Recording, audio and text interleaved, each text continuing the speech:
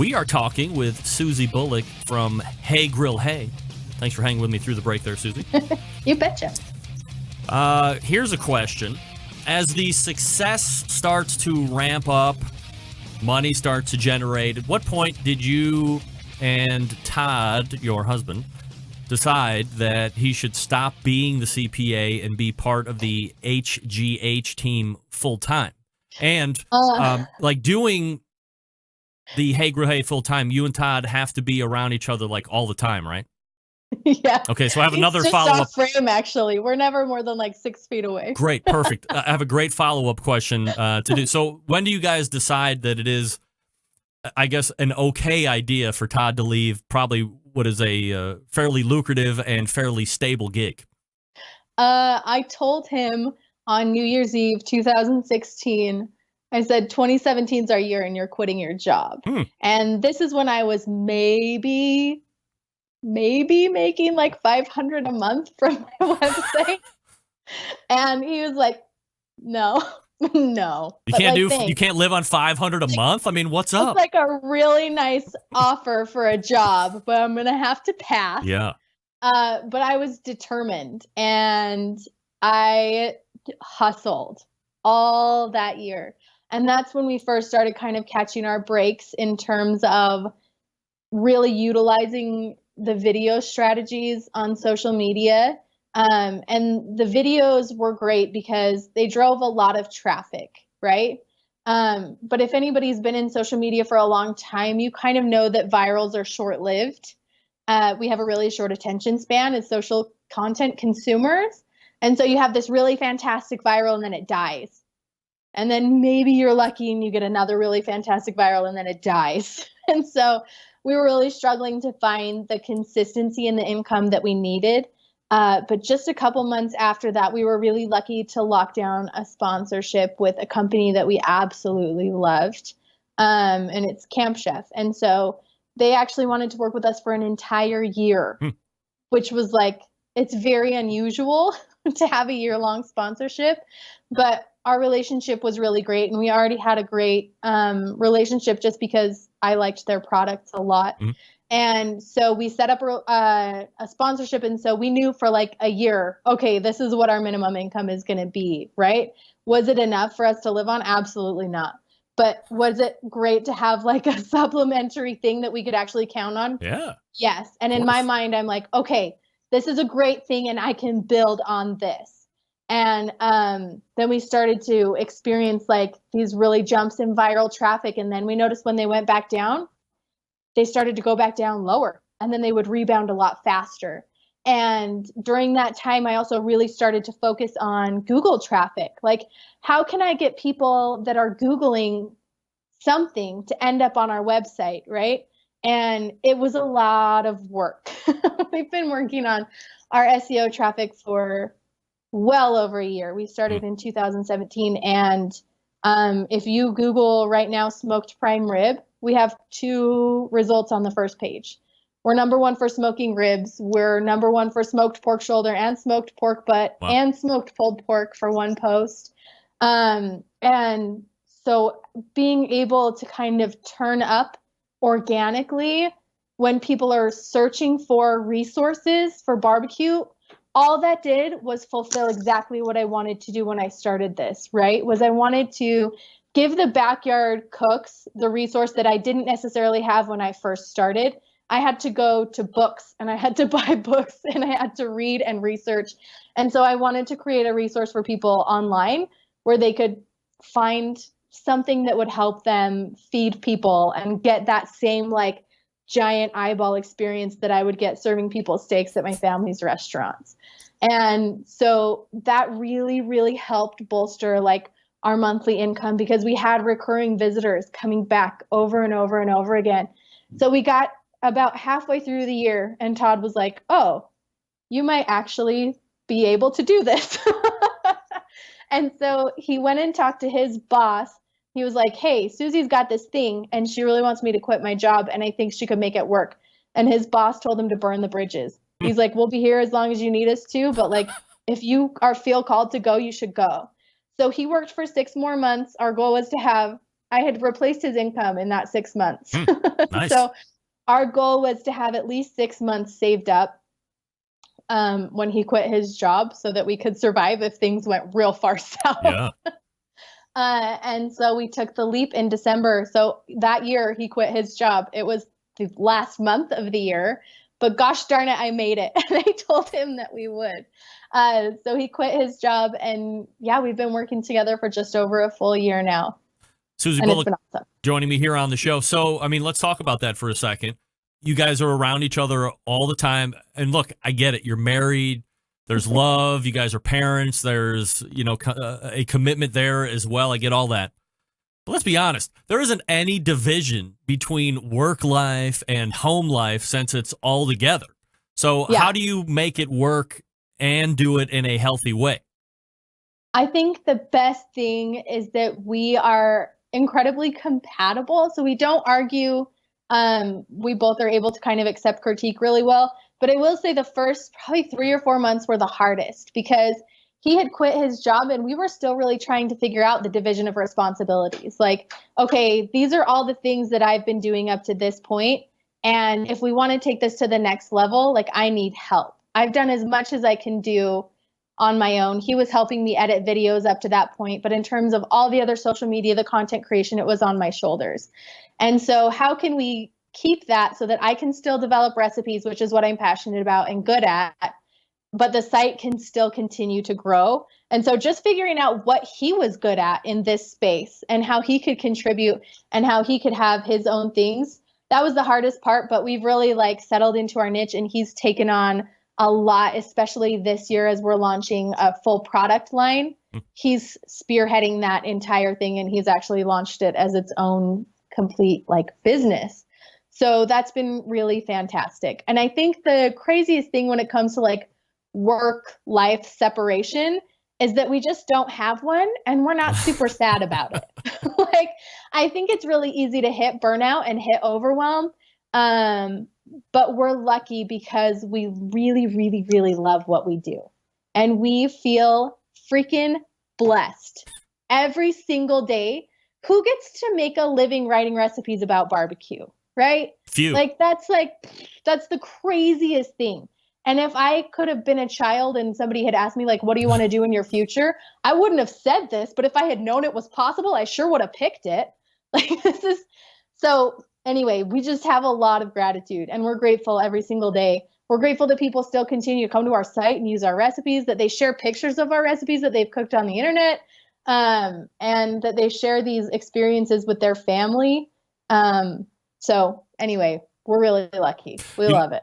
Another way that you're generating or adding another revenue stream is, and I don't know if it's a lot of websites or a lot of content creators, but I know a few, and now I can add you as a new one to the list, is doing these exclusive groups. You pay X amount per month or per year, depending on how you have it set up. You get bonus content. So you have something called the Grill Squad, and if you just want to talk about that for a couple minutes, what's my ROI as a squad member? So the Grill Squad is kind of awesome, and it's probably our favorite place on the internet that exists, even beyond our website. Luckily, our website is the vehicle to get people there. But the Grill Squad is, I'll tell you what it includes, being a member, right? So it's $50 for a year.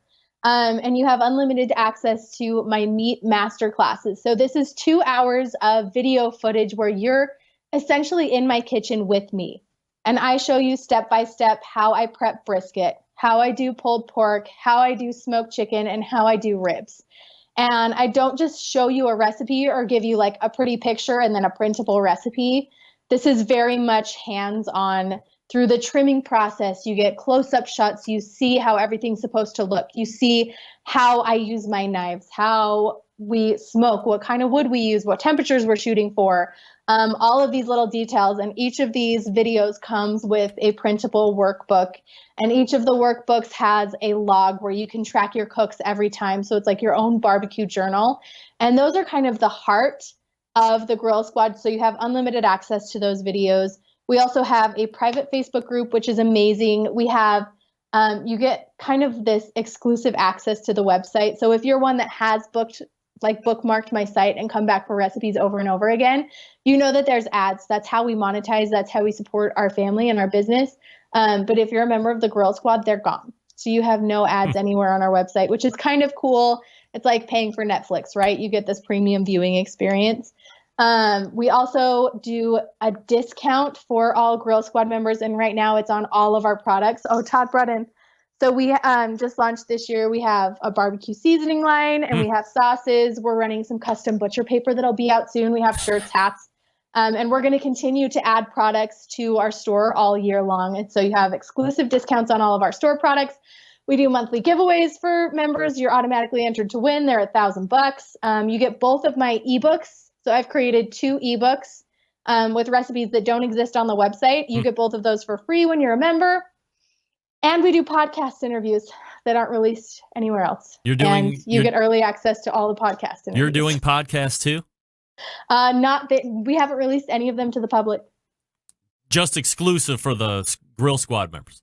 Yep, we're starting. So they've had exclusive access to those for 7 months. So we're starting to roll out some of the earlier ones to the public. Yeah. But the Grill Squad will continue to get exclusive access before anyone else can hear them. So, like, what are the big names that you're podcasting with? We have interviewed Christy Vanover. She was our most recent from Girls Can Grill. She just took first place in chicken at Slaborama. Yes, using your chicken rub, by the way. Yeah, she was using my chicken rub. Shout out to Christy. Good job. Awesome. Nice. Oh, Christy. And it was her birthday. I love Christy. Right. We have interviewed Jared Standing from Standing's Butchery. We've interviewed Christian Stevenson, DJ Barbecue. We have interviewed... I'm trying to run through my list of people that we've interviewed. Oh, Susie Felton from Felton Angus Beef. We've talked to the guys at Bacon's Air who do the pork panko products. So yeah, it's been really fun. All right. If you need any context, I mean, I've kind of interviewed everybody. You know. Okay. Let's talk quickly about a recipe. Well, you know what? Let me back up just for 1 second. If we have to go a little bit long, we can go a little bit long. Okay. You had mentioned rubs and sauces. Yeah. I have to ask you this because every time I talk to people about sauces and rubs, this is the question that I love to get answers on. Actually, I was just talking to a guy. I've started a barbecue documentary. I don't know if you knew this, but there's a guy by the name of Dion Blumenrader. He's just a listener of the show. He's starting to bring his sauce to market, so I'm tracking him once a quarter. He's coming in. We're starting right from ground zero, and we're going to track him over the course of the year and see how it goes. But here's my question to you as it was to him last week. 10 years ago, I would say, Susie, you got to get a sauce and a rub to market because it's hot right now. Fast forward to 10 years, and I'm saying, Susie, why in the hell would you bring a sauce and a rub to market? Because you can go into grocery stores, national grocery store chains, and have an aisle or an aisle and a half of barbecue and grilling related products. And it seems like there's the potential for more noise than being able to stand out. So how, I guess, A, was that a concern, and how are you differentiating yourself from all of the other stuff? So we have a couple of things. We initially got into rubs and sauces because our readers asked us, hey, we love your recipes. We would love the convenience of being able to have a pre-made sauce or a pre-mixed rub on our shelves that we can pull out and use, right? So up until this point, everything that we have done on the website in terms of recipes for people have been free. Anyone can access them at any time. There's no paid window unless you want to join the Grill Squad and have no ads, right? But even they can access any of the recipes anytime they want. And we have rub recipes. We have sauce recipes. We've even bottled the sauces that are on our website. We've adapted them a little bit so that they can stand up to the bottling process better. Like, there's things with pH and things with clumping. And so we've had to adapt them for the retail space. But honestly, we made them because people asked us for them. And we figure amidst all the noise, amidst all the products that are available, if people still want our product, we'd be pretty stupid not to give them the products that they're asking for, right? And so it's definitely been... It was not an easy decision to make. It's one that we've talked about for a long time. But we felt like we could definitely offer something unique to the space in the way that we were doing our products. And I am sure that you're familiar with sauces that are on the market right now, but a lot of them are supplemented with liquid smoke products. And man, we just did not want to go there. Heard that. So each of our sauces are specifically designed to complement smoked meat, not to give regular meat smoked flavor. Got it. Does that make sense? And so they're not augmented with artificial smoke flavor. They're really like true to the flavors that they represent on the bottle. And they're really delicious. And I very much love them. There's no like high fructose corn syrup. There's no fillers. We really are proud of the products that we've created. And I'm really excited to put my name on the bottle because it's something that I don't know. I wanted to give to the people that asked for it, and I wanted to give it to them in the best way possible. So from everything from like sourcing the shape of the bottles to the way that we were producing them was very intentional and very thought out. And for us, it's less about turning this into like a massive money-making business, right? For us, it's about serving the people that are loyal to us and serving the people that come to our page and serving our followers that are excited about the stuff that we're doing. That was the biggest driver. Can I get a quick recipe from you? Sure. Balls of fire. I did not name them that, by the way. Shout out to me.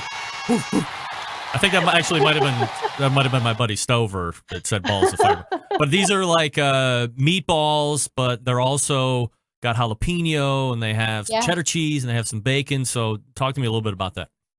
So this was a recipe that I actually wrote almost 2 years ago. This was like pre-video. So I had developed this recipe and loved this recipe and wanted to share this recipe. And so I did in like a picture form, right? And every time I would share the picture on social media, it would go nuts. People love it. And I finally thought it was time to make a video. So we made a video just a couple of weeks ago. And this was kind of very intentional, like pre-Super Bowl food. Like we want this video to hit when people are thinking about like finger food, party food, something you can throw on a stick and just enjoy. And they are every bit as delicious as they sound. So they're beef meatballs, 100% beef meatballs. They're like mixed in with cheddar cheese and jalapenos. They're bacon wrapped and slow smoked. So all that awesome fat renders out of the bacon. And then they're brushed with whatever your favorite barbecue sauce is. I used my apple jalapeno barbecue sauce. And they're freaking awesome. And a great super big game food. I don't want to get sued. Oh, yeah, we can't say that word. Great soup or bowl food. There it is. Right. That's what I said, too. Oh, you said soup or bowl? I did, yeah. All right.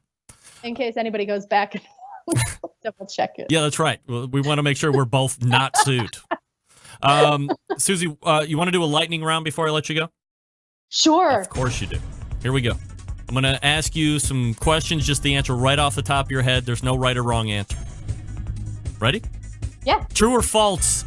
Searing seals in the juices. True.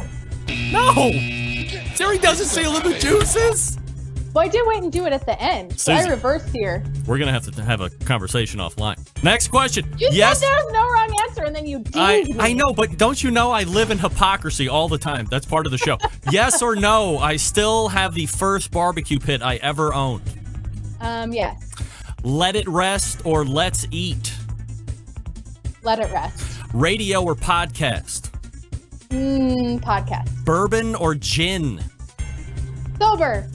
Oh, well. I've never had a sip of alcohol in my life. Oh, okay. So old fashioned or Sazerac is probably out of the. I just quit drinking myself over a year and a half ago. Beef brisket or pork ribs? Oh, brisket. Guy Fieri or Bobby Flay? Ooh, Guy Fieri. Ina Garten or Ree Drummond? Ina. Of course. Open pit Ina. or Sweet Baby Ray's? Open pit. No! I don't even know what that question was. That's a barbecue sauce recipe, or that's a barbecue sauce question. You don't know. I have never heard of open pit in my life, but it sounded bad. It sounded great. Oh, let me tell you something. I do have a hidden agenda when it comes to the open pit Sweet Baby Ray. I have no idea, and if this is totally over your head since you don't really know what it is, but I have no idea how a human being can open up open pit barbecue sauce, see its fluorescent orange color, I've seriously never seen it. Is it like in grocery stores? I've never even heard of it. Widely available. It's got this really bad blue wrapper on it. I mean, you've never seen it because once you see it, you can't unsee it. That's how weird it is. And I'm pretty sure that if it touches your skin, their name is good. Yeah, it's a great name, but that's a great name. It probably stains your skin orange too. Like that's how much I feel strongly against it. And I try and set up my man Sweet Baby Ray, but everybody picks Open Pit. So I don't even have anything against Sweet Baby Rays. I love Sweet Baby Rays. That's why I'm saying it's a setup question. Nevertheless, if you want to check out Susie, you go to heygrillhey.com. You follow her on all the social media channels. Now. Well, I don't even know what Open Pit is, and I don't know how to sear things. Right. Well, that's okay. We'll win everybody back. Yeah, please. So, again, heygrillhey.com is the website. And, Susie, I'm hoping you had a good time, enough for maybe you could actually come back and we could really talk a lot more about food and stuff. But I thought this was a great story. I like talking about food. All right. Well, once again, it's Susie Bulloch. heygrillhey.com, slowly. And we will look for you again, maybe in a month or 2 or 3 or whenever it fits in your schedule. Sweet. Thanks so much for having me. It was fun. Susie, thanks so much. There she is. Susie Bulloch, heygrillhey.com.